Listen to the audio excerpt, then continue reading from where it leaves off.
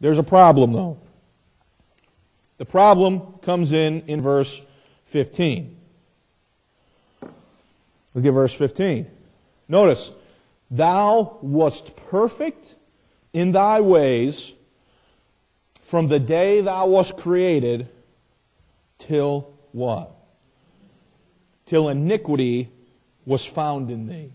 By the way, if God creates something, does God attribute His own attributes to what He creates?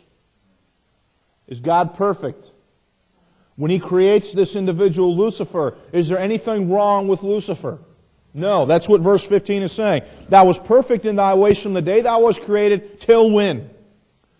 So at some point, iniquity is found in this individual. At some point, Lucifer is going to fall victim to iniquity, to sin. Okay? Now, that's what it's saying. Now, when you think about this, the evil character of Lucifer, the evil character of this individual can be found fundamentally here in two sins, in a twofold wickedness. Number one is pride, and number two is untruth. Number one is pride, and number two is untruth. Come with me, if you would, to 1 Timothy. Jeez. See, now you push it too hard and you get too many. 1 Timothy chapter 3. 1 Timothy chapter 3. Iniquity was found in this individual. He was perfect. He was full of wisdom. He was perfect in beauty. He sealeth up the sum. He had all of these things going for him. He had an exalted position in the heavenly places as the anointed cherub that covered the throne of God. He was perfect in all his ways till iniquity was found in him. The iniquity and the sin of Lucifer and of Satan is really a twofold issue that is going to affect a lot of things. All right? Look at 1 Timothy chapter 3, verse 6. Now, in this passage, Paul is writing to Timothy, a young minister, a young leader of a local church, and he's giving to him qualifications that people should have if they're going to function in these offices. And notice what he says in verse 6.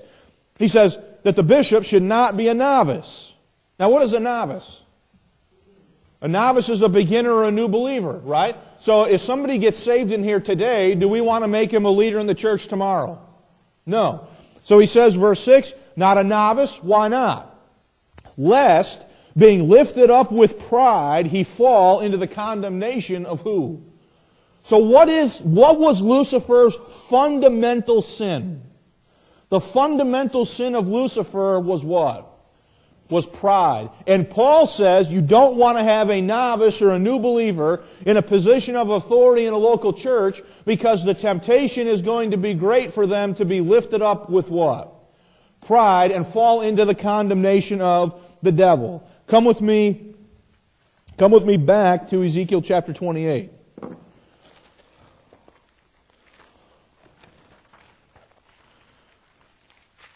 And I want you to see how this plays out here.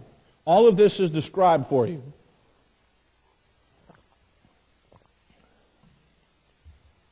Look at verse 15 again. Well, let's skip that. I want to go to verse 17. Look at verse 17. Thine heart was lifted up. What does that mean? Pride wells up from within him. Thine heart was lifted up, notice, because of thy what? So here he is, verse 12 told you that he was perfect in what? He was full of wisdom and he was perfect in beauty, right? And he understands this about himself, doesn't he? He can look out there at the rest of God's creation. He can see the rest of the angelic realm, and he knows that he is fundamentally different from them, right? And it says here in verse 17, thine heart was lifted up because of thy beauty. Notice, thou hast corrupted thy wisdom by reason of thy brightness. I will cast thee to the ground. I will lay thee before kings that they may what? Now, there's another point I want to make there. The pride of Lucifer wells up from within him as he exalts his own understanding of his own beauty. And when he's lifted up by pride because he understands this, it causes him, in verse 15, notice, thou hast corrupted thy what? Wisdom by reason of thy brightness. So verse 12 told you that he was full of wisdom and perfect in what?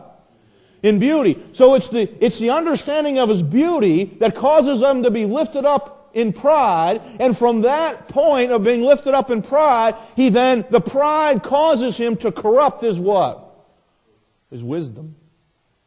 Now, that is, to me, a key point. Come with me to Job chapter 41.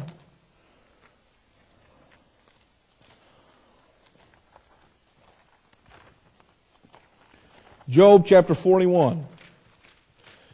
While you're turning there, I just want to make this point to you. You know, a lot of people say, and I've had people even ask me as we've been going through this study, they've said to me, well, why didn't God just throw them in hell to begin with and be done with the whole thing? Because the issue between God and Satan has never been who's more powerful. Does Lucifer know, does Satan know that God created him? Yes. When he is lifted up by reason of his brightness and his understanding and comprehension of his own beauty, it causes him to corrupt the wisdom that is where? Within him. The primary issue between God and Satan has never been who is more powerful. The primary issue is who is more qualified and who is more wise and who possesses more wisdom to run the show of the universe. That's the issue. And you'll see that as we go through the rest of this series of studies. Job chapter 41, look at verse 34. This is talking about Leviathan, the crooked serpent, the dragon that lives in the sea. Notice what it says in verse 34. It says, He beholdeth all high things. He is king over all the children of what? Of pride. What was Lucifer's fundamental sin? His fundamental sin was he was corrupted. He had a highly inflated opinion of himself based on his own beauty, and his pride then led him out to corrupt the wisdom that God had given to him. Come with me, if you would, to John chapter 8. John chapter 8. So we see in Lucifer, in Satan, a twofold wickedness. Okay? A twofold situation that has to do, number one, with pride, and number two, with untruth. With untruth.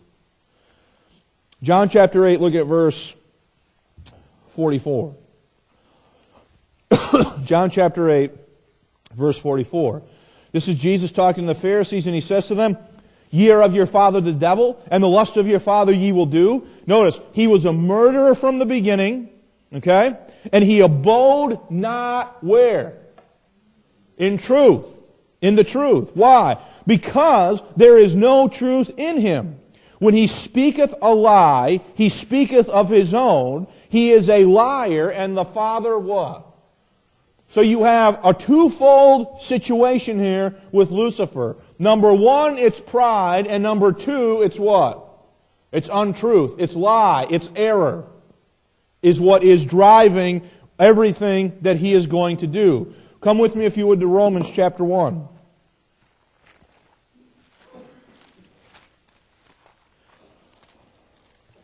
What is this?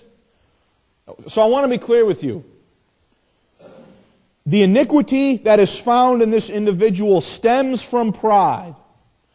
The pride causes him to corrupt the wisdom that was in him, which then leads him to go out and propagate a plan of untruth or lies.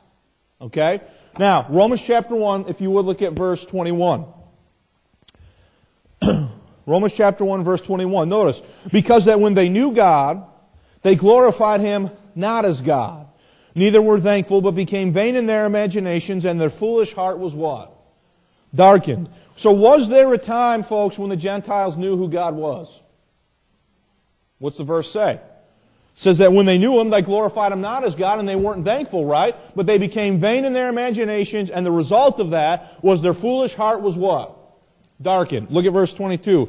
Professing themselves to be wise, they became fools. Look at verse 23. and changed the glory of the uncorruptible God into an image made like to corruptible man, and to birds and to four-footed beasts, and what?